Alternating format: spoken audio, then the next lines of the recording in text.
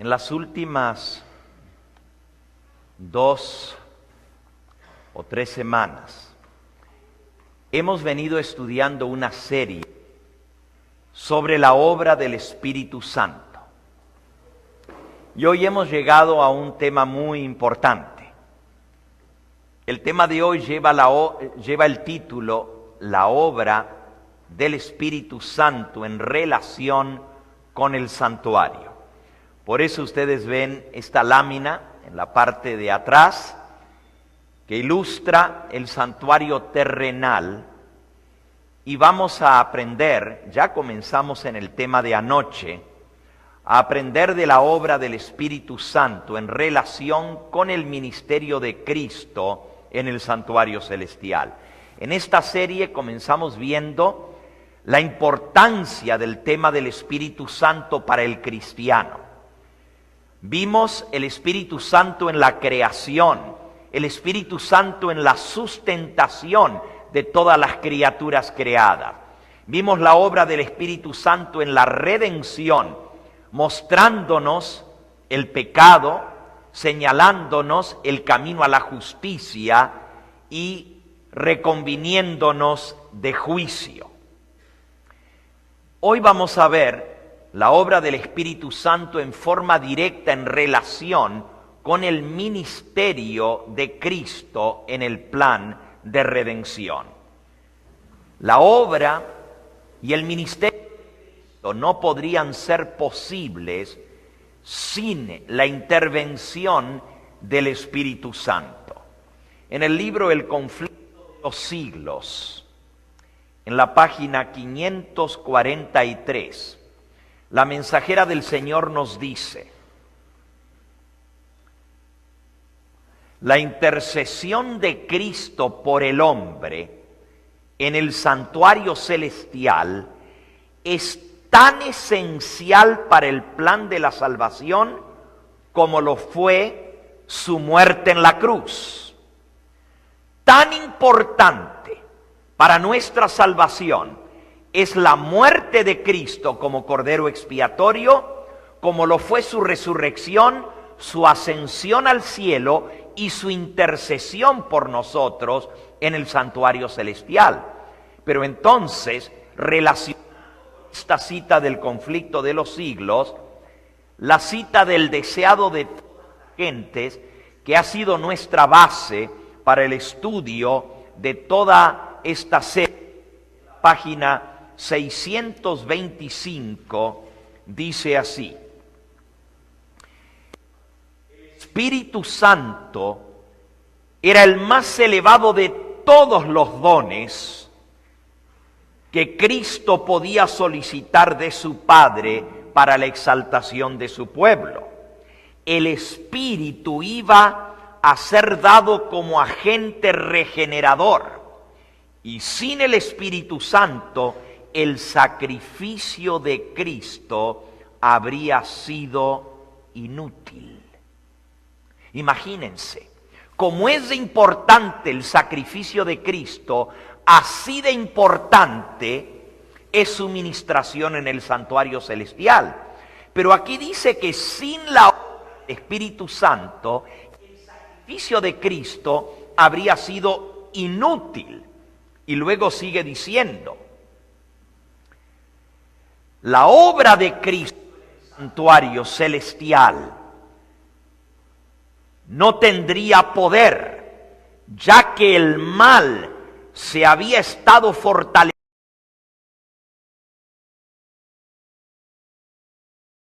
A este cautiverio satánico es asombrosa. El pecado podía ser resistido y vencido únicamente por la poderosa intervención de la tercera persona de la divinidad, que iba a venir no con energía modificada, sino en la plenitud del poder divino. El Espíritu Santo es el que hace eficaz lo que fue realizado por el Redentor del mundo. Por el Espíritu Santo, la obra mediadora de Cristo se aplica a nuestra vida. Por el Espíritu Santo es purificado el corazón. Por el Espíritu Santo llega a ser el creyente participante de la naturaleza divina. Cristo dio su Espíritu como poder divino para vencer todas las tendencias hacia el mal, ya sea hereditarias o cultivadas, y para grabar su propio carácter en su iglesia. Alabado sea el nombre de Dios. Así que ese es el plan de redención, restaurar el carácter de Dios en nosotros. Pero sin el Espíritu Santo esto es imposible. Veamos entonces cuál es la obra del Espíritu Santo en relación con el ministerio de Cristo en el santuario. Nuevamente, en el conflicto de los siglos, la 543 dice así: el santuario en el cielo es el centro mismo de la obra de Cristo en favor de los hombres. Concierne a toda alma que vive aquí en la tierra. Nos revela el plan de redención. Nos conduce hasta el fin mismo del tiempo y anuncia el triunfo final de la lucha entre la justicia y el pecado. Es de la mayor importancia que todos investiguemos a fondo estos asuntos y que estemos siempre prontos a dar respuesta a todo aquel que nos pidiere razón de la esperanza que hay en nosotros. Así que estudiar este tema es de suma importancia, y el santuario es el centro mismo del plan de redención en el cielo. Por eso el apóstol Pablo nos dice en el libro de Hebreos, en la epístola a los Hebreos, en el capítulo 8 y en el versículo 1. Ahora bien, el punto principal de lo que venimos diciendo es este: que tenemos tal sumo sacerdote, el cual se sentó a la diestra de la majestad en las alturas, a la diestra en el trono de la majestad de las alturas, ministro del santuario y de aquel verdadero tabernáculo que levantó el Señor y no el hombre. Así que al ascender al cielo, Cristo comienza a fungir como nuestro sacerdote intercesor ante el Padre, ante la diestra de la majestad del trono del cielo. Y dice que Él es ministro del santuario, de ese tabernáculo que levantó Dios y no el hombre.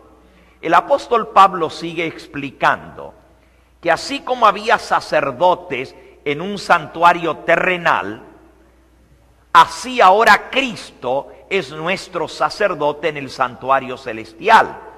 Y dice en el versículo 5 que los sacerdotes que estaban aquí en la tierra servían a lo que es figura y sombra de las cosas celestiales, como se le advirtió a Moisés cuando iba a erigir el tabernáculo, diciéndole: mira, haz todas las cosas conforme al modelo que se te ha mostrado en el monte. Eso está registrado en el libro de Éxodo, en el capítulo 25 y en el versículo 8 y 9. Haránme un santuario para mí, yo habitaré en medio de ellos, conforme a todo lo que yo te muestre. Tanto el diseño del tabernáculo como el diseño de todos sus utensilios lo harás así como el modelo que yo te muestre. Así que el santuario terrenal era la copia de aquel modelo que Dios le mostró a Moisés en el monte, el santuario celestial. Solo que la maqueta aquí en la tierra era mucho más pequeña que lo glorioso de ese templo celestial donde Cristo ministra. En el tema de anoche, tema que vimos cómo el Espíritu Santo trabaja en el santuario.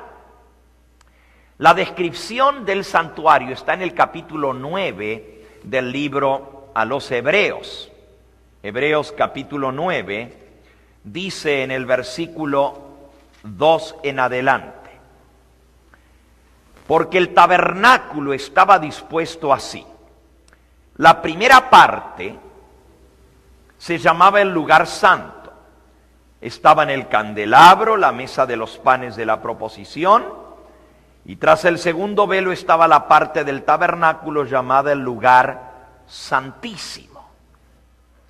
Vamos a repasar un poquito. Los que estuvieron anoche aquí, pues estudiamos juntos el santuario. Y por supuesto, aquí tenemos una pintura de ese santuario terrenal. Puesto aquí al pie del monte Sinaí, pueden ver el pueblo acampando en sus miles de carpas todo alrededor del santuario. El santuario estaba dividido en 3 secciones o 3 partes. Este patio exterior, que estaba circunspecto por una cortina blanca, símbolo de la santidad y la pureza, esto marcaba la santidad del lugar. Se llama el atrio del santuario. Es el patio interior detrás de la cortina. Por supuesto, había una entrada en el santuario y esa entrada siempre miraba hacia el este,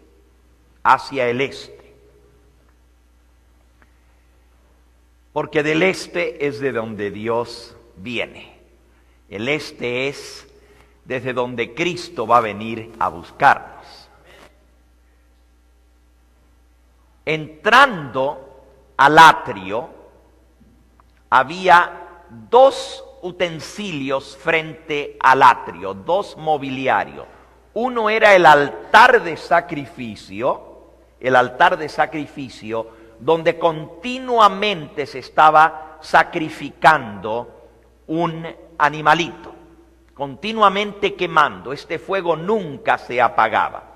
Y luego estaba el lavacro, donde los sacerdotes tenían que lavarse las manos y los pies antes de entrar al santuario o el tabernáculo propiamente dicho.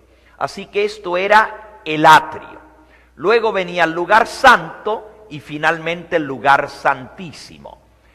Aquí ustedes pueden ver el dibujo, el artista que lo pintó, descorrió el velo, descorrió el techo para que pudiéramos ver adentro. Obviamente esto no se veía desde afuera, estaba cubierto. Esta cortina, que era un techo de pieles, se colocaba y venía todo alrededor a esta altura y tapaba el techo del santuario y bajaba hasta la mitad de la pared. Y luego la cortina del frente cerraba totalmente el frente del santuario, de tal manera que los sacerdotes pasaban entre la cortina para entrar, pero los que estaban afuera no estaban viendo dentro del santuario. La primera parte del tabernáculo propiamente dicho se llamaba el lugar santo, y detrás de un segundo velo o cortina estaba lo que se conoce o se le llama en la Biblia el lugar santísimo. Dentro del lugar santo, si usted entraba a la derecha, entrando a la derecha, estaba la mesa de los panes de la proposición, donde estaban los panes sin levadura, que se cambiaban cada sábado. A la izquierda estaba el candelabro de 7 brazos, el candelabro de 7 brazos. Y frente al velo que separaba el lugar santo del lugar santísimo, estaba el altar del incienso. Todos estos utensilios eran de oro, estaban totalmente recubiertos de oro. De igual manera, las paredes del tabernáculo también estaban todas recubiertas de oro, de tal manera que todo reflejaba la luz del candelabro en las paredes y en todos los utensilios brillaban con el oro. Detrás del velo, en el lugar santísimo, estaba solamente un mobiliario, el arca del pacto. El arca del pacto era una caja o una urna de madera de acacia que estaba totalmente recubierta de oro por dentro y por fuera. Y arriba de esa urna o de esa caja de oro estaba el propiciatorio. El propiciatorio era la tapa. También era una tapa de oro, pero en la tapa estaban los 2 querubines que habían sido labrados de una sola pieza de oro. Tanto la tapa como los querubines eran de oro macizo. Y dentro del pacto se encontraban las 2 tablas de la ley, escritas con el dedo de Dios. Se encontraba un recipiente, eso lo podemos leer allí en Hebreos capítulo 9, donde estábamos viendo la descripción del santuario. Hebreos 9 dice en el versículo 4, había un incensario de oro y el arca del pacto cubierta de oro por todas partes, por dentro y por fuera, en la que estaba una urna de oro que contenía el maná, la vara de Aarón que reverdeció y las tablas del pacto, y sobre ella los querubines de gloria que cubrían el propiciatorio. Así que tenemos el lugar santo y el lugar santísimo. Es interesante notar que en el total de las cosas que están en el santuario, del mobiliario, parecen ser 6. El altar de sacrificios, el lavacro o la fuente de bronce, la mesa de los panes, el candelabro, el altar del incienso, 1, 2, 3, 4, 5, y el arca del pacto, 6. Pero ustedes saben que el número perfecto para Dios es ¿cuál? Algunos, tratando de completar el número 7, separan el arca del pacto del propiciatorio y dicen, bueno, el arca es el número 6 y el propiciatorio, que es la tapa, es el 7 con los ángeles o querubines de oro. Pero en realidad es parte de todo lo que es el arca del pacto. Son 6, nuevamente, el altar de sacrificios, el lavacro, 2, la mesa de los panes, 3, el candelabro, 4, el altar del incienso, 5, y el arca del pacto, 6. ¿Cómo se completa el número 7? Interesante. En medio de los querubines de oro había algo más. No era de oro, pero era más brillante que el oro. No fue hecho por el hombre, pero era más glorioso que todo lo que había dentro del santuario. En medio de los querubines de oro había una luz, se llamaba la Shekinah. La Shekinah quiere decir la luz de su faz, la luz de su rostro o la luz de su presencia. Y era una luz que emanaba en medio de los querubines y representaba la presencia de Dios.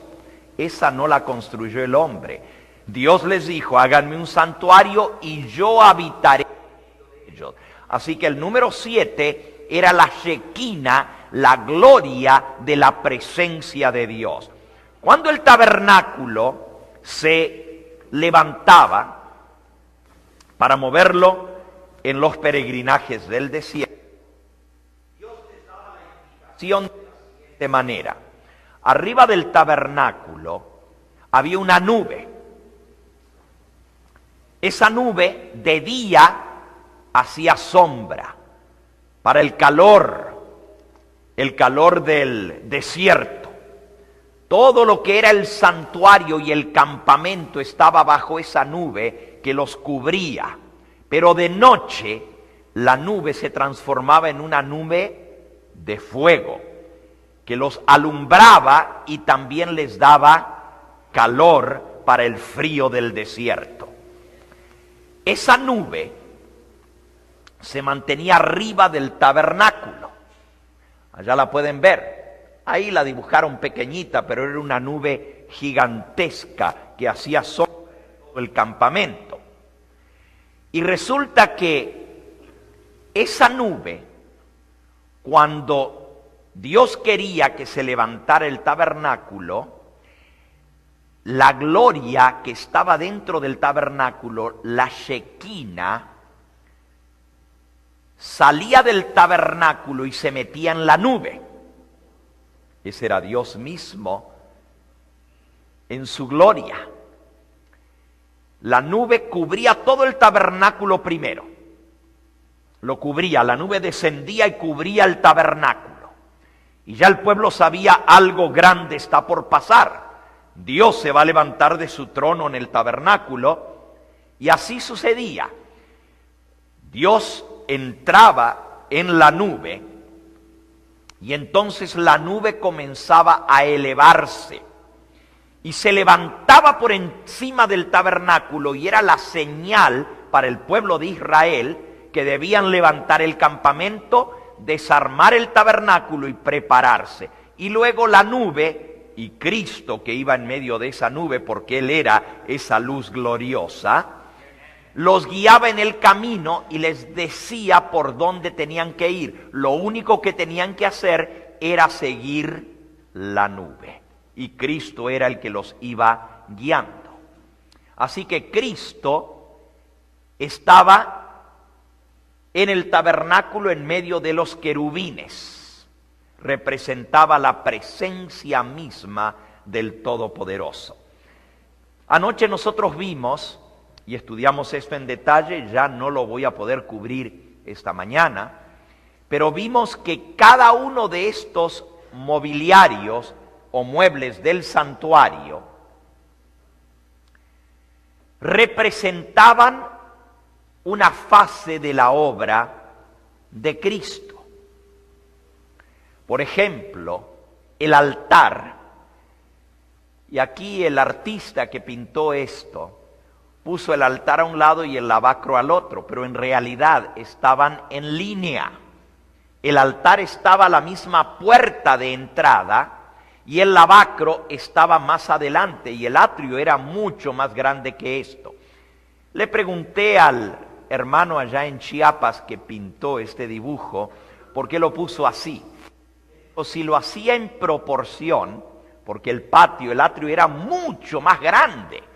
Era tan grande como todo este edificio adelante y más grande aún. Tenía el doble de tamaño este patio que lo que era el tabernáculo propiamente dicho. Él me dijo, si lo hacía en proporción, el tabernáculo hubiera quedado tan chiquito que si hubieran visto los puntitos solamente de las cosas. Entonces yo quería que se viera la parte de adentro y por eso la hice grande, pero al mismo tiempo quería que vean que había un atrio y lo que estaba afuera, así que por eso reduje la parte de afuera. Pero retomando el hilo de lo que estaba diciendo, el altar estaba a la misma entrada en la puerta.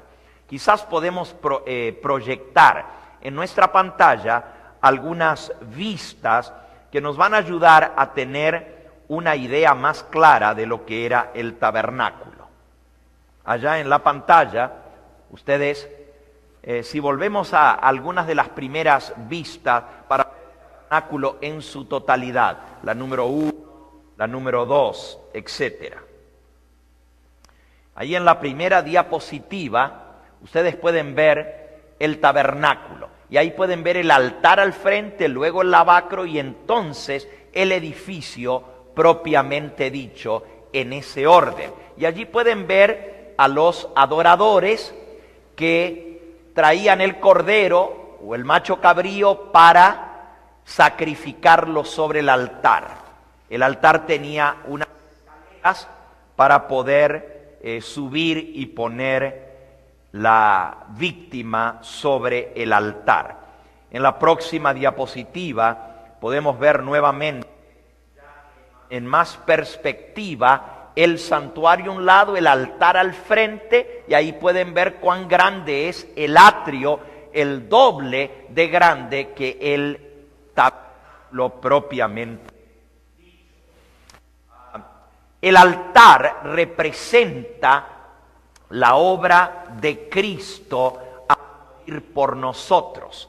Presenta a Cristo como la víctima sacrificada. Representa su muerte por nosotros en la cruz del Calvario. Luego sigue el lavacro. El lavacro también representa a Cristo, pero lo representa con su sepultura y su resurrección. En el altar está el animal muerto. El lavacro, el agua, representa la resurrección de Cristo, representa el bautismo, la nueva vida. Eso es en el atrio. Y si vamos a un diagrama del santuario, vamos a ver que esto representa la obra de Cristo en el plan de redención en 3 fases. Vamos a la diapositiva número 20. Vamos a ver las 3 fases de la obra o del ministerio de Cristo. La primera fase es el atrio, representado por el atrio. Si siguen cliqueando, por favor. Ahí está el atrio. Otra vez. Luego está el lugar santo y finalmente el lugar santísimo. Allí tenemos las 3 divisiones del santuario: atrio, lugar santo y lugar santísimo. Vamos a ver lo que estos representan. El atrio representa la obra de Cristo en su primera venida a esta tierra, cuando Él vino a dar su vida por nosotros. Se encarnó, se hizo carne, vivió entre nosotros, vivió una vida de perfecta obediencia a Dios y murió. Fue sacrificado, fue enterrado y resucitó al tercer día. Todo eso está representado en el atrio, o sea, la obra de Cristo aquí en la tierra, su ministerio terrenal. Él vino como ofrenda por el pecado, como siervo sufriente. Allí está, siervo sufriente. Vino a dar su vida en rescate por nosotros. La segunda parte del santuario, que es el lugar santo, representa la segunda etapa o fase del ministerio de Cristo en la obra de la redención. Va desde su ascensión al cielo en el año 31 hasta el año 1844. Esa es la obra de Cristo de intercesión en el lugar santo. El santuario fue inaugurado el día de Pentecostés, cuando Él ascendió al cielo, y allí comenzó a oficiar como nuestro mediador, nuestro intercesor, desde su ascensión al cielo hasta el año 1944. Y la tercera fase del ministerio de Cristo está representada por el lugar santísimo, desde 1844 hasta su segunda venida. Fue cuando Cristo entró en 1844 detrás del lugar santísimo para realizar la obra final de expiación y de juicio. Allí como juez, fíjense, en la primera fase de su ministerio viene como cordero expiatorio, como siervo sufriente. En la segunda fase de su ministerio está como intercesor, mediador. Y en la tercera fase de su ministerio, como juez, realizando el juicio para luego venir a buscarnos. Esas son las tres fases del ministerio de Cristo. Si nos viéramos en cada una de esas frases, podríamos, y lo hicimos anoche, explicando un poquito sobre el mobiliario, pero podríamos ver la obra tan importante de Cristo en esas tres etapas de la historia de la redención, los tres grandes eventos de la redención. Más adelante en esta serie vamos a ver la relación que tienen estas tres divisiones del santuario con las tres veces que el pueblo de Israel iba al santuario a Dios en el año. En la primavera, para las tres fiestas primeras, que eran la fiesta de la Pascua, los ácimos o panes sin levadura y las primicias. Luego, 50 días más tarde, regresaban el día de Pentecostés y finalmente, al final del año, venían para las tres últimas fiestas finales, trompetas, día de expiación y tabernáculos o cabaña. Por eso dice en Éxodo 25, 3 veces al año se presentará todo varón delante de Jehová. Éxodo 23. Pero eso lo vamos a ver más adelante. Entonces, vamos a comparar ahora estas tres fases del ministerio de Cristo para entender ahora la obra del Espíritu Santo del santuario. Y vamos al texto que ya hemos estudiado juntos, que está en Juan capítulo 16. Todos sabemos del ministerio de Cristo en el santuario celestial, pero a veces nos cuesta ver qué es lo que hace el Espíritu Santo en todo esto.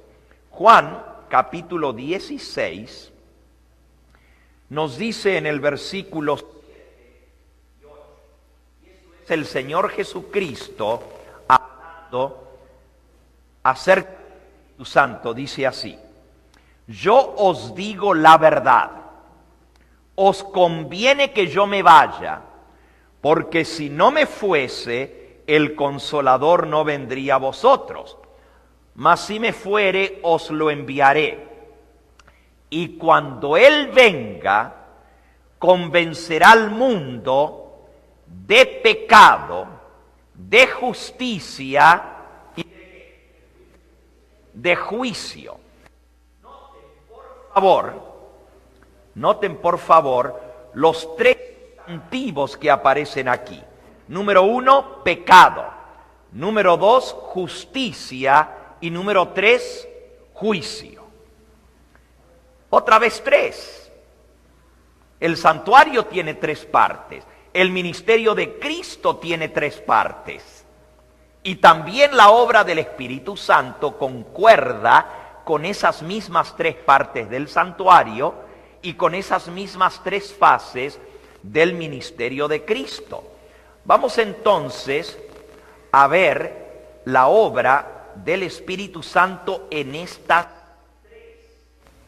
Y para esto, pues vamos a ver la última diapositiva que lleva por título la obra del Espíritu Santo en el santuario. Ahora, en esta diapositiva, yo quiero que ustedes noten que está volteada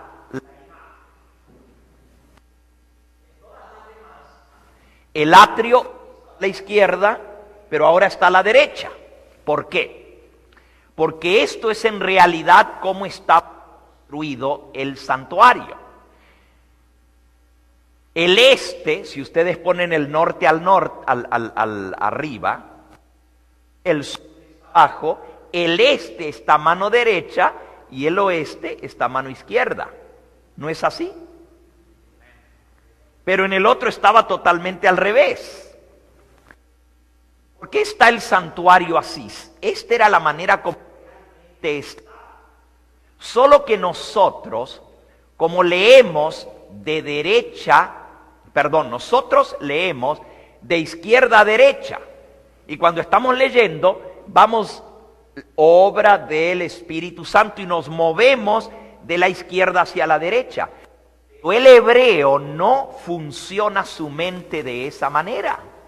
En la mente hebrea, como ellos escriben de derecha a izquierda, todo se mira desde la derecha hacia la izquierda y la progresión no va de izquierda a derecha, sino de derecha a izquierda. Por eso el atrio representa la primera fase del ministerio de Cristo y la primera fase del ministerio del Espíritu Santo, pero está a la derecha. Así que al mirar ahora, tenemos que mirar desde la derecha hacia la izquierda. Pueden transformar o pensar por un momentito como piensan los hebreos. Lo puse así para que ustedes entiendan cómo es que esto funciona. Entonces, así como la obra de Cristo en la tierra estaba representada en el atrio, así la obra del Espíritu Santo también tiene tres fases. Vamos a la primera fase. En la obra del Espíritu Santo, que va en armonía con la obra de Cristo, cliquea por favor. La primera parte de la obra del Espíritu Santo en nosotros es, cliquea otra vez, convencernos. Ok, sí, ponlas todas. Ahora sí, la próxima, y te detienes allí. El Espíritu Santo convence de pecado. Convence de pecado. Esto está representado en el atrio y cómo el Espíritu Santo está allí. Miren qué interesante. Gracias. Bueno, me están diciendo que no funciona el micrófono. Si desean que lo cambie, me pueden traer el otro. Anoche vimos que el altar de sacrificio representa a Cristo en su muerte. Y el lavacro representa a Cristo en su resurrección. Pero también vimos que aquí está el Espíritu Santo, porque Cristo en el altar está representado por el Cordero que tiene que morir. Pero el Espíritu Santo está representado por el fuego que acepta el sacrificio de Cristo, lo consume y lo lleva al Padre. Esa es la obra del Espíritu Santo. Representa al Espíritu Santo, mientras que el Cordero representa a Cristo. En el lavacro, Cristo está representado en su sepultura y su resurrección. El bautismo es símbolo del lavacro, porque Cristo, al ser sepultado, fue sumergido y luego salió del agua. Ese lavacro representa la pureza que nosotros obtenemos gracias a lo que Cristo hizo por nosotros. Pero nuevamente el Espíritu Santo está presente en el agua, porque el agua es símbolo del Espíritu Santo. ¿Se acuerdan lo que ya estudiamos? Que Cristo dijo allá en San Juan, en el capítulo 7 y en el versículo 38,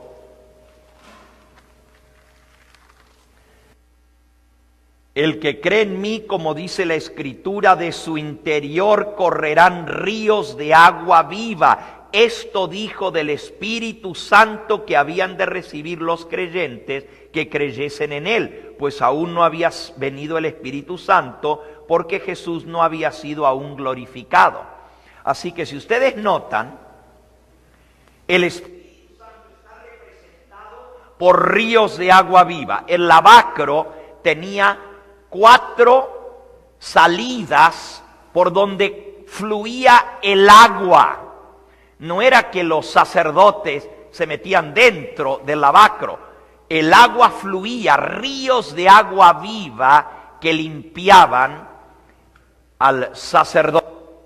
Ahora, aquí el Espíritu Santo es el fuego, aquí el Espíritu Santo es el agua que limpia. El Espíritu Santo nos limpia del pecado, nos renueva.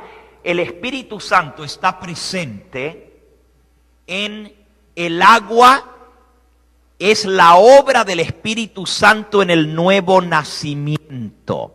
Porque si el Espíritu Santo no renovara en nosotros, no nos diera la resurrección a un nuevo hombre, de nada hubiera servido el sacrificio de Cristo. Ahora, entrando en el lugar santo, nuevamente, Cristo está representado por el pan. Él dijo, yo soy el pan vivo que descendió del cielo. Pero allí mismo en Juan, en el capítulo 6, Él dijo, versículo 54, el que come mi carne y bebe mi sangre tiene vida eterna y yo le resucitaré en el día postrero, porque mi carne es verdadera comida y mi sangre es verdadera bebida. El que come mi carne y bebe mi sangre en mí permanece y yo en él. La mayoría de la gente al leer esto piensa que Jesús estaba hablando de la Santa Cena, comer la carne y beber la sangre de Cristo. Pero Él no estaba hablando de esto. Claro, se puede aplicar a esto también, no digo que no. Pero miren de qué estaba hablando a Él, de comer. Comer el pan y beber su sangre, su cuerpo. Dice aquí, versículo 63. El Espíritu es el que da vida, la carne para nada aprovecha. Las palabras que yo os he hablado son espíritu y son vida. Él estaba hablando de comer sus palabras para recibirlo a Él. O sea que en la mesa de los panes está representada la palabra de Dios. Pero dice que esa palabra sin el Espíritu Santo no tiene vida. Las palabras que yo os he hablado son espíritu y son vida. Para que la palabra de Dios llegue a ser parte de nosotros, el Espíritu Santo la tiene que grabar en nuestro corazón, la tiene que aplicar a nuestra vida. Miren, el pan representa a Cristo. ¿Cómo se hace el pan? Con harina. Pero también se le agrega aceite y agua. La harina tiene que ser el grano de trigo machucado. Tiene que ser golpeado hasta que es totalmente molido y entonces queda la harina. Así Cristo tuvo que ser molido por nuestros pecados, dice Isaías 53. El pan representa el cuerpo de Cristo molido por nosotros. Pero no se puede hacer el pan sin levadura, porque estos eran panes sin levadura. No se puede hacer el pan si no tiene la harina, agua y aceite. Si usted agarra la harina y la hace así y la pone al horno, no sale el pan. Tiene que mojarla y tiene que ponerle aceite para hacer el pan. Allí está presente el Espíritu Santo, porque el agua y el aceite son símbolos ¿de quién? Del Espíritu Santo. Así que aún en nuestro alimento espiritual, cuando nosotros comemos la palabra del Señor, tiene que ser aplicada con el Espíritu Santo. Si leemos la Biblia, si estudiamos sin el Espíritu Santo, no hay aprovechamiento de la palabra de Dios. ¿Cuán importante es esto? La obra del Espíritu Santo en nuestra santificación. Así que, si vamos de vuelta al diagrama, el Espíritu Santo está presente en el atrio y convence de pecado. Esa es la conversión del ser humano.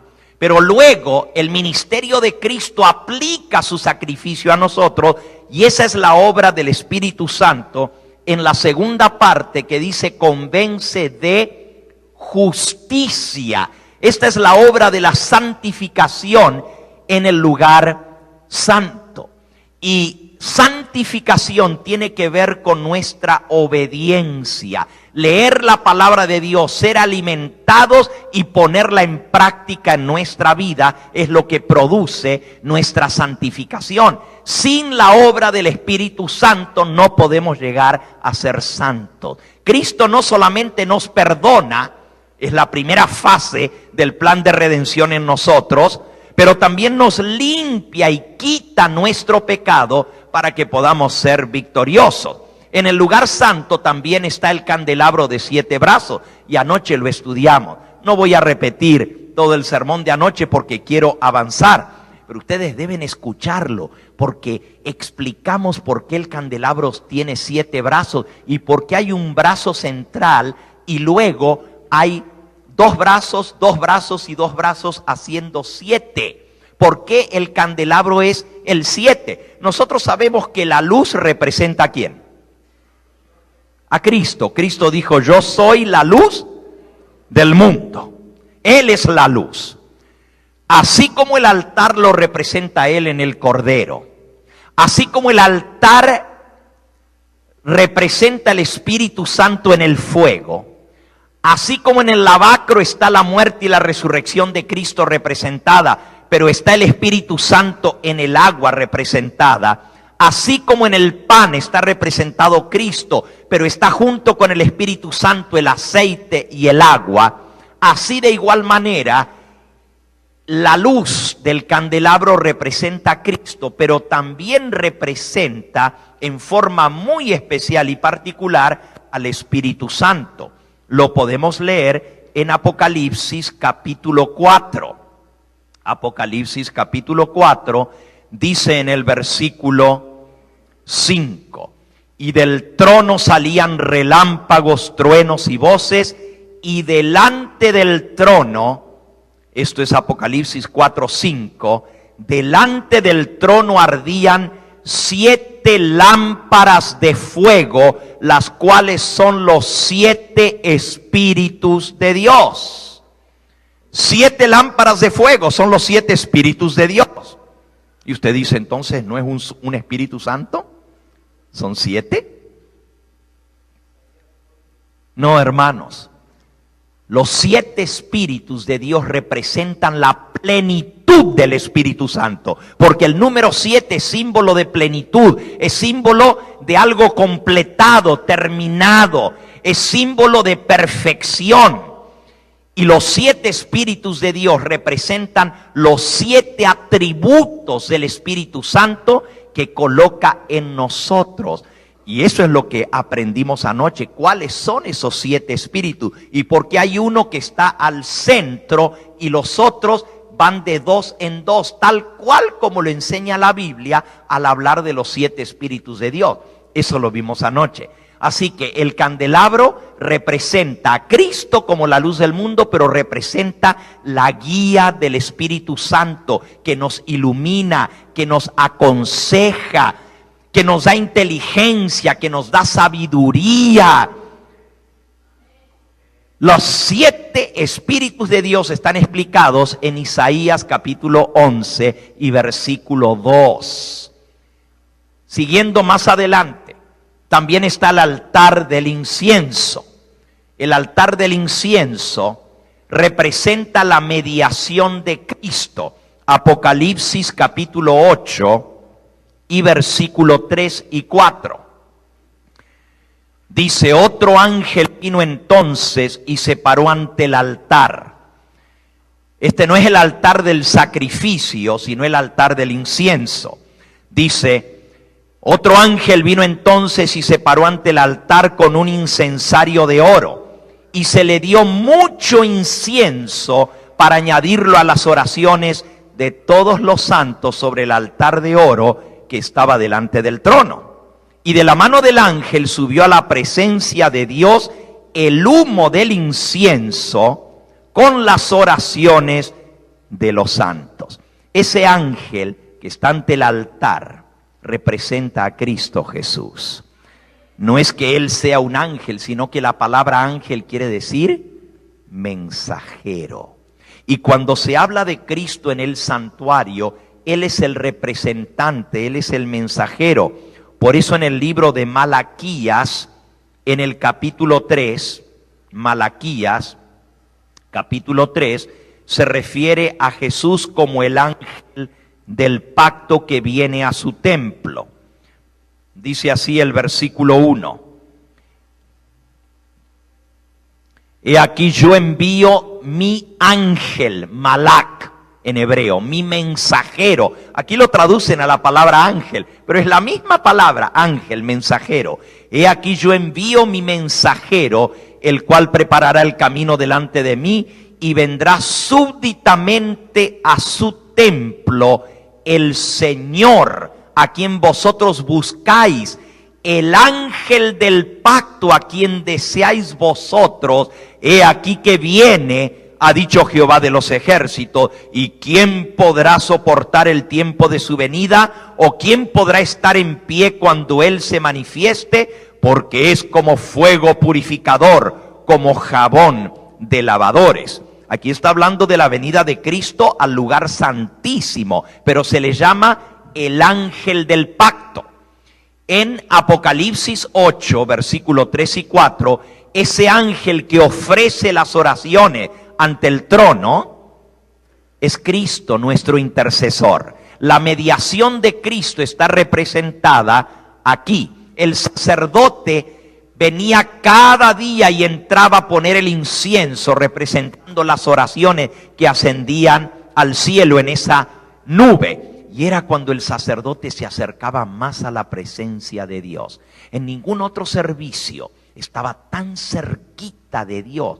Solo lo dividía una cortina. Y del otro lado de la cortina estaba la misma presencia de Dios. Si el sacerdote se hubiera atrevido a abrir la cortina, caía fulminado, porque estaría viendo a Dios cara a cara. Solamente un día al año podía pasar detrás del velo. Y eso lo vamos a estudiar porque es muy importante en representación del ministerio de Cristo. Todo esto nos enseña la obra de Cristo en el plan de redención. Pero nuevamente, el Espíritu Santo también está presente aquí. Y usted dice, ¿dónde? Bueno, nuevamente en el fuego. El fuego que quema el incienso representa al Espíritu Santo. La nube que asciende representan las oraciones de los santos, pero no pueden subir así como nosotros las presentamos. No serían aceptas delante de Dios. Miren lo que dice el libro de Romanos en el capítulo 8. Romanos capítulo 8.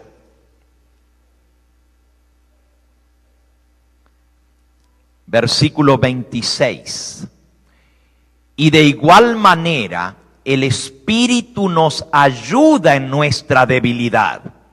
Porque ¿qué hemos de pedir como conviene? No lo sabemos. Pero el Espíritu mismo intercede por nosotros con gemidos indecibles.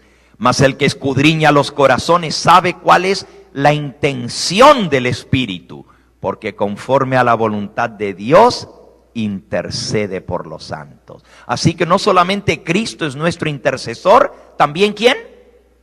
El Espíritu Santo, porque Él es el representante de Cristo. Él dice, me voy, pero no los dejo solos, no los dejo huérfanos, dejaré mi representante. El Espíritu Santo recibe nuestras oraciones y Él las transforma para que sean aceptas delante de Dios, para que puedan llegar hasta el trono de la gracia, de tal manera que Dios las pueda recibir, porque todas nuestras oraciones van siempre manchadas con egoísmo, van siempre manchadas con pecado.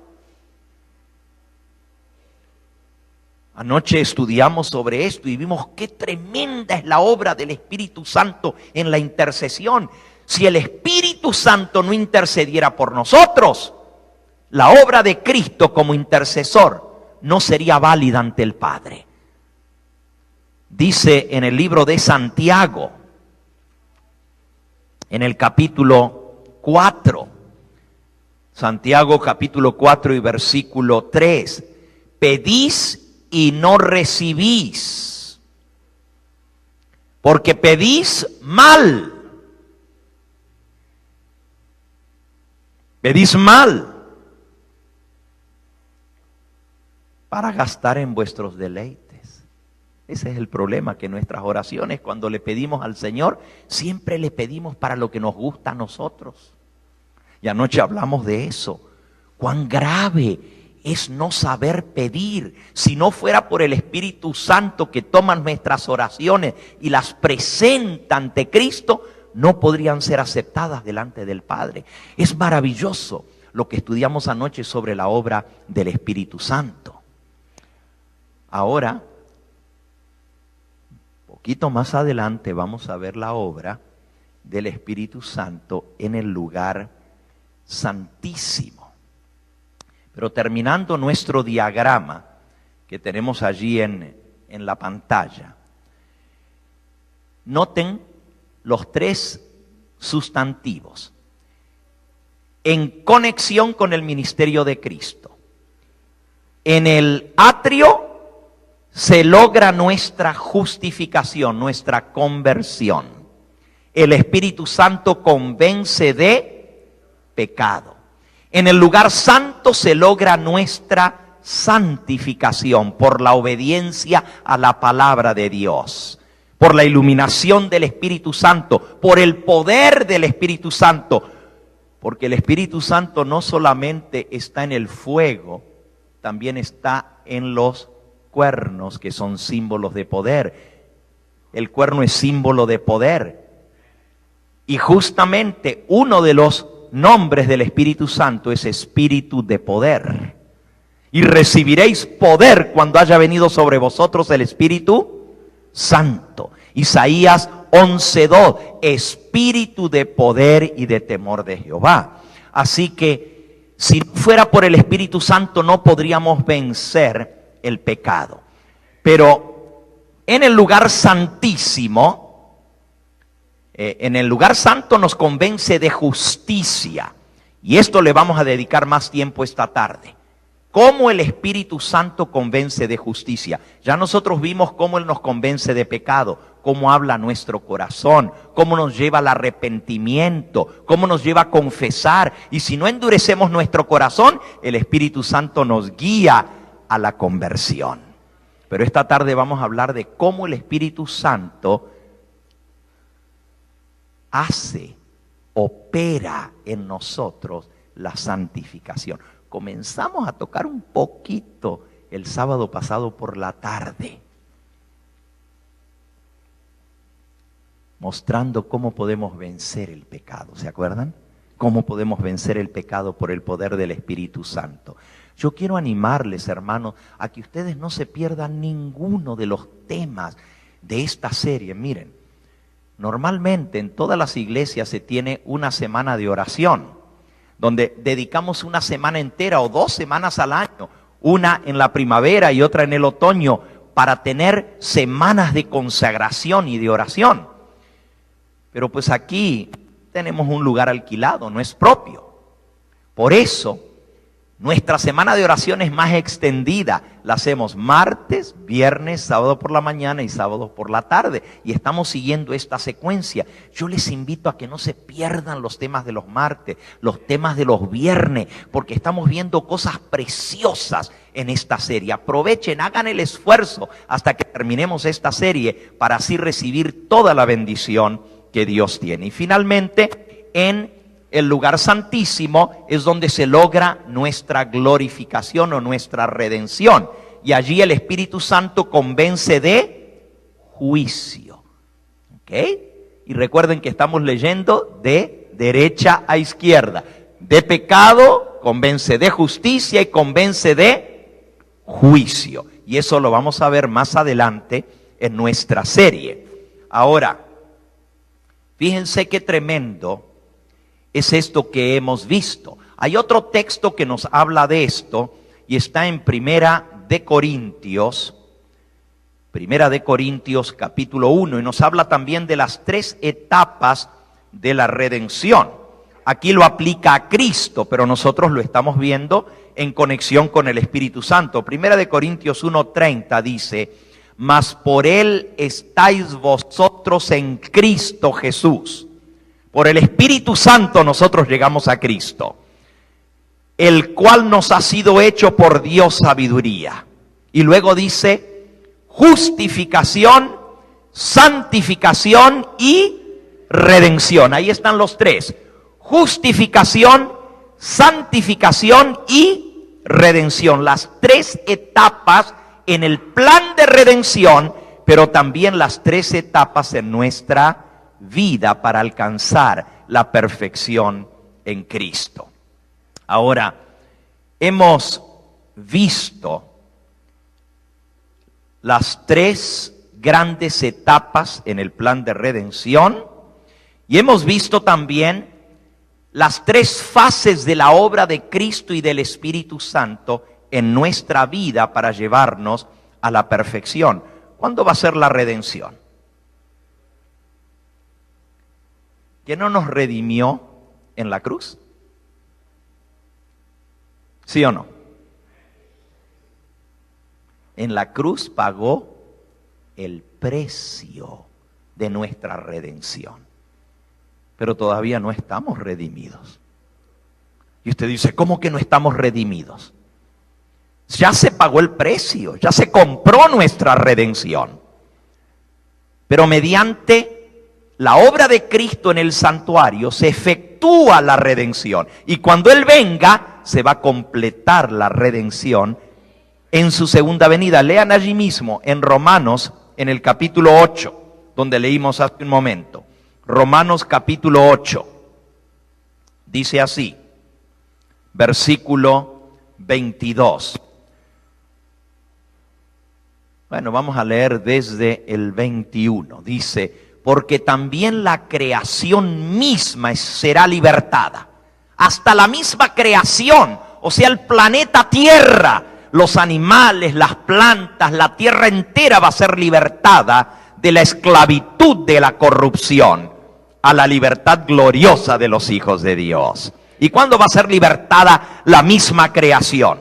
En la venida del Señor, cuando se acabe el sufrimiento de esta tierra, la contaminación, la destrucción del planeta. Pero sigue diciendo: porque sabemos, versículo 22, que toda la creación gime a una, y a una está con dolores de parto hasta ahora. Y no solo ella, sino también nosotros mismos, que tenemos las primicias del Espíritu. Eso lo vamos a estudiar más adelante. ¿Qué son las primicias del Espíritu? Eso es algo precioso, hermano. Nosotros también gemimos dentro de nosotros mismos, esperando la adopción, la redención de nuestro cuerpo. Así que ¿ya somos redimidos? Todavía estamos esperando la redención de nuestro cuerpo. Él pagó el precio de nuestra redención en la cruz. Pero en el cielo está efectuando la redención en nuestra vida, y cuando Él venga, finalmente va a redimir nuestro cuerpo. Vamos a ver las tres grandes P's de la redención, de la obra de la redención. ¿Qué dije? Las tres grandes ¿qué? P's. ¿Y qué es eso de las tres grandes P's? ¿Cuáles son las tres grandes P's de la redención? Vamos a la diapositiva número 18. Vamos a ver las tres grandes P's del plan de redención. Y otra vez son tres. La primera P es el pasado. En la cruz del Calvario, Cristo nos libró de la penalidad o la paga del pecado. Esa es la primera P. En su primera venida, representado por el atrio en el santuario, nos libró de la paga, o sea, hizo la paga de nuestra redención. Pagó el precio, pagó la penalidad del pecado, que era la muerte, porque la paga del pecado es la muerte. Y Él la pagó para podernos redimir. Con su sangre nos redimió. Pero todavía no estamos redimidos, como acabamos de ver. La segunda P es el presente. Fíjense, pasado, presente y porvenir, son 3 P. Pero luego dice, en el presente nos libra del poder del pecado, en su mediación en el cielo, en el lugar santo, representado por el lugar santo del santuario. La mediación de Cristo, aplicación de los méritos mediante el Espíritu Santo, nos va dando el poder para vencer el pecado. ¿Amén? ¿O ustedes piensan que recién vamos a poder vencer el pecado hasta que Cristo venga y transforme nuestro cuerpo? No, hemos aprendido que el pecado tenemos que vencerlo ¿cuándo? Ahora.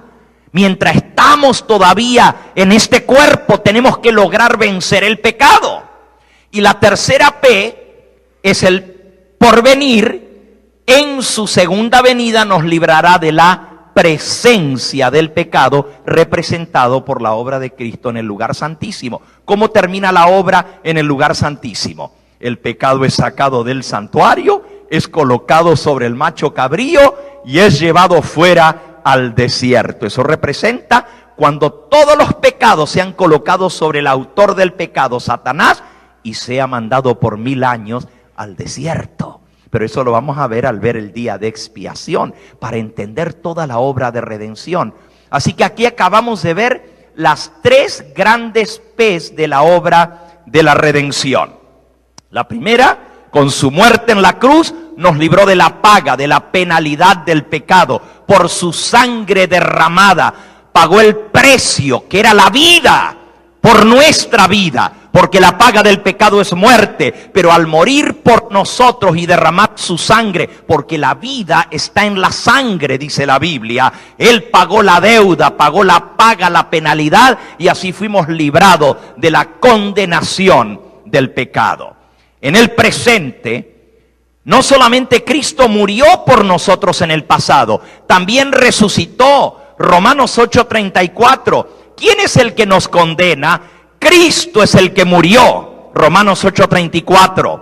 Más aún el que también resucitó, el que además está a la diestra de Dios y el que también intercede por nosotros. Así que la intercesión de Cristo, leímos al principio de este tema, es tan vital para el plan de salvación como lo fue su muerte en la cruz.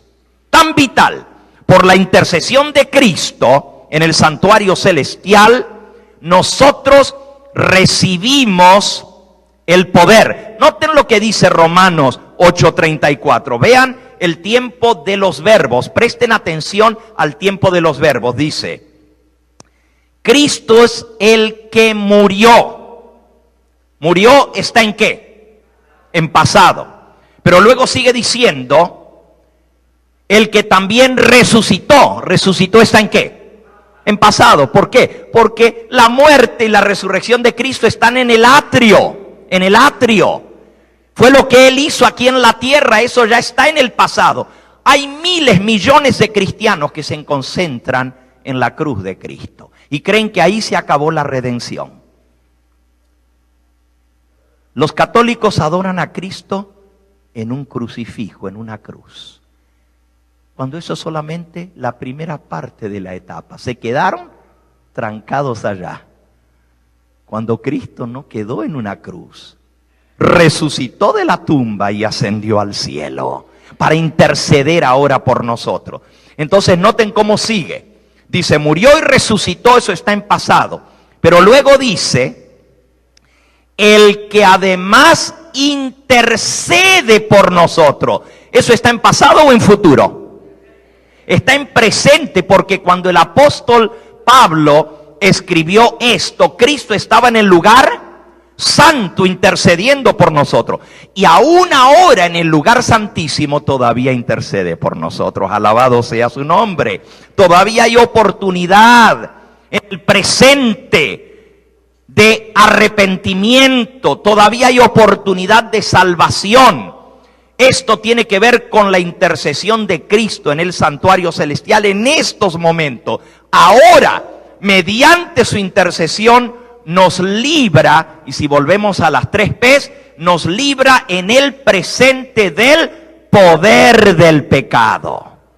el poder del pecado. ¿No es eso lo que necesitamos? Victoria en nuestra vida. ¿Y cómo logramos esa victoria? Esta tarde vamos a aprender cómo, por la mediación de Cristo en el santuario y la obra del Espíritu Santo en nosotros, podemos lograr la victoria sobre el poder del pecado.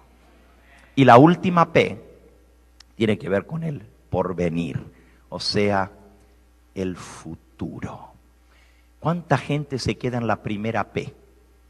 Cristo ya pagó mi deuda. Otros se quedan en la segunda P. Oh, Él intercede por mí. Pero no saben que Jesús también tiene poder para darles la victoria. Dicen, no, Él va a seguir ahí con su sangre cubriendo mi pecado. Y siguen pecando y pecando porque no conocen el poder del Espíritu Santo en nosotros para poder vencer el pecado. La tercera P es en el porvenir. Cuando termine el juicio, el pecado va a ser quitado de los registros del cielo. Ahora voy para ahí. Los que estuvieron, que pudieron acompañarnos en el funeral de la hermana Mirta Mascheroni, mi suegra, escucharon lo que yo hablé.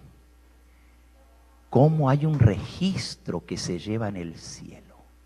Y cómo todo está anotado allí, pero en el día del juicio, el Señor abre ese registro y borra del registro todo lo malo, todos los pecados. Cuando uno se muere, todo lo que nosotros fuimos está aquí en el cerebro, nuestros recuerdos, nuestros sentimientos, nuestros cariños, nuestros afectos, todo lo que nosotros somos está aquí. Pero al morirnos, ¿eso se va a dónde? Al polvo, se desintegra, no queda nada. Y si eso fuera el hombre, hasta ahí llegaría. ¿Quién puede recuperar todo lo que estaba en el cerebro de una persona? Se acabaría todo allí. Pero hay un registro en el cielo que no le falta nada, absolutamente nada le falta. Y ese registro, el Señor nos lo va a devolver en la resurrección. Es como el disco duro. Está allá en mi mochila. Está en el disco duro que Dios tiene. Estoy usando esa expresión porque en la Biblia dice que hay libros en el cielo, ¿verdad? Pero claro, cuando Juan y cuando los profetas escribieron, no había otra manera de llevar registro. Solamente el registro se hacía en libro. Pero hoy en día, todo lo guardamos en la computadora. Si hoy el Señor tuviera un profeta viviente ahora, en nuestros días, le hablaría de la gran computadora donde están los registros en el cielo. Y con esto no estoy diciendo que Dios tenga una computadora, ¿ok? No me malentiendan. Solamente estoy diciendo que Dios lleva un registro perfecto de nuestra vida. Pero en el momento del juicio, se abren los libros. Hay uno solo que tiene el password, el código para entrar en ese registro. Y eso lo vamos a ver cuando hablemos del juicio. Es algo impresionante. Y cuando el cordero que fue inmolado es el único digno de abrir el libro y de mirar dentro de ese libro, cuando se abra, se va a ver que todos los pecados que fueron confesados y que fueron eliminados de nuestra vida van a ser borrados del registro. Escuchen, hermanos.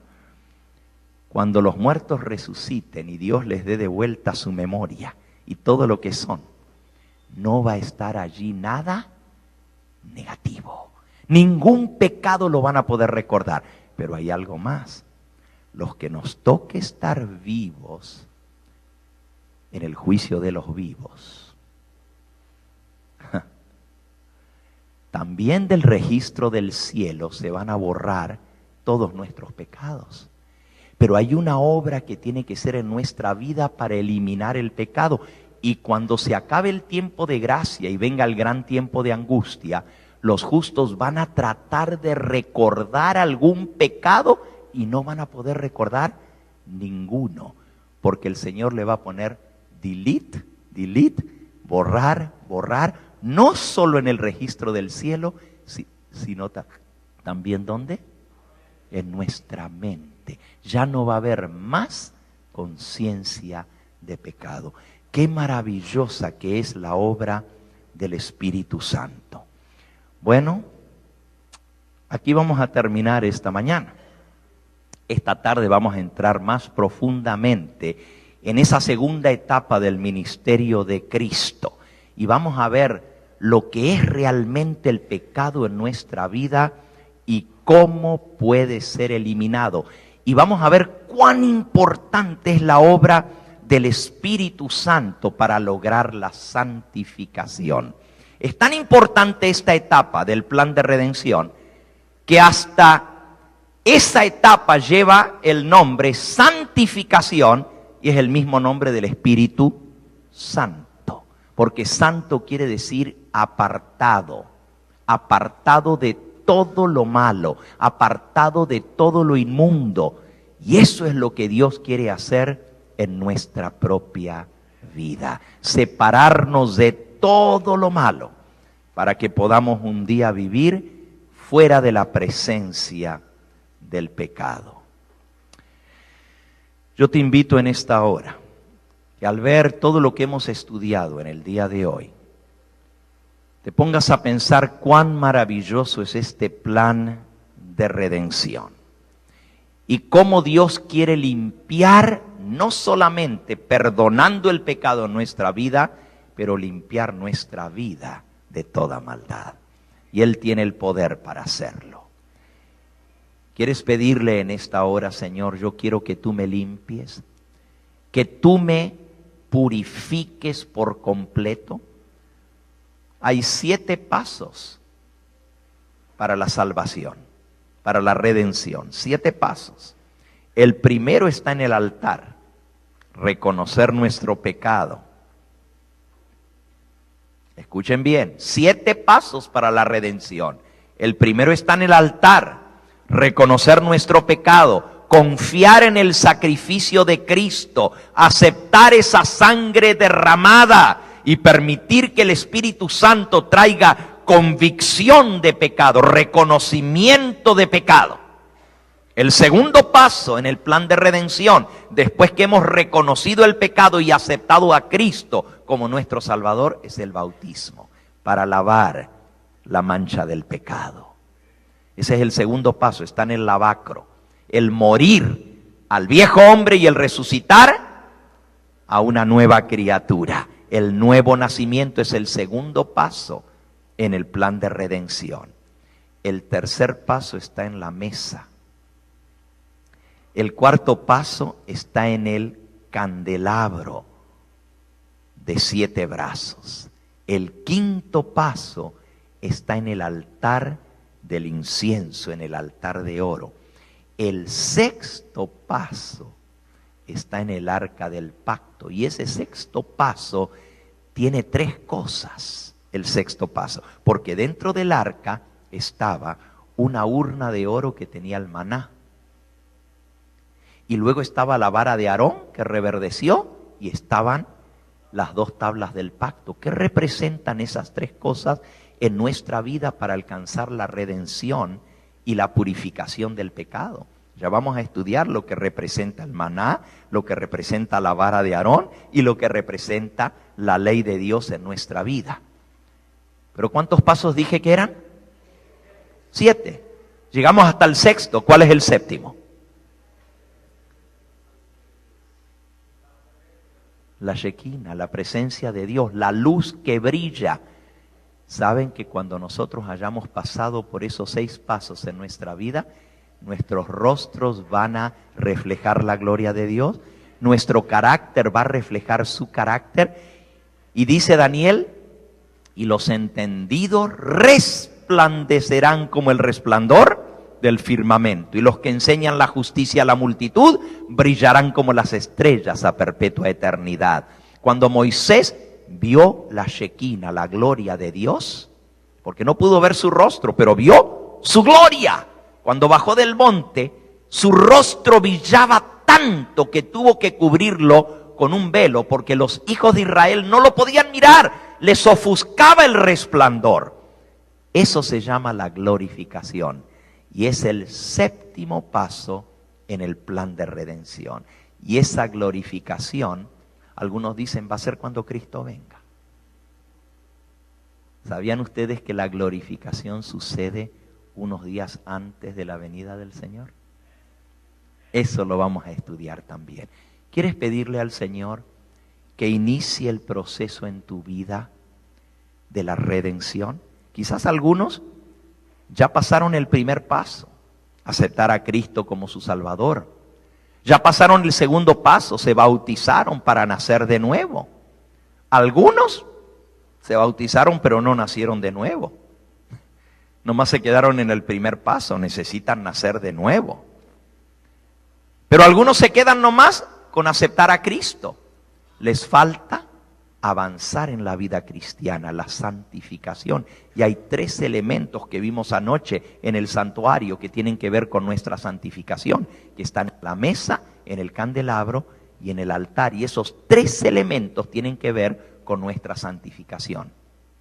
Y finalmente tenemos que entrar al lugar santísimo para lograr la victoria completa sobre el pecado, para un día poder ver a Dios cara a cara en toda su gloria. Quizás hay alguno aquí en esta hora que aún no ha tomado el primer paso y tú quieres ser salvo. Quizás hay alguien aquí que quiere decir, pastor, yo quiero recibir a Cristo como mi Salvador, quiero aceptar su sacrificio en la cruz del Calvario. Quiero decirle al Señor, Señor, reconozco que soy pecador y estoy dispuesto a venir al altar, a confesar mis pecados, a confiar en ese sacrificio, en esa sangre que fue derramada por mí. Si nunca has hecho eso, la Biblia dice que para ser salvo necesitas creer en Cristo y recibirlo como tu Salvador personal. ¿Hay alguien aquí que aún no ha tomado ese primer paso y Dios le ha tocado su corazón en esta hora y quiere decir, Pastor Gambetta, ore por mí, porque yo sé que Dios me está llamando a tomar ese paso de aceptar a Cristo como mi Salvador, mi sustituto, el que murió por mí en la cruz del Calvario, y quiero hacer una confesión pública de que acepto a Cristo como mi Salvador? Quiero que todos sepan que estoy aceptando ese sacrificio. Yo no te voy a pedir que pases aquí adelante para hacerlo, pero allí en el lugar donde estás, en tu corazón, que tú le digas, Señor, reconozco que soy pecador, reconozco que estoy perdido, reconozco que no puedo cambiar por mí mismo, necesito la obra del Espíritu Santo para que tú me cambies, Señor. Hay alguien aquí que tiene el valor de decir, yo soy esa alma, pastor.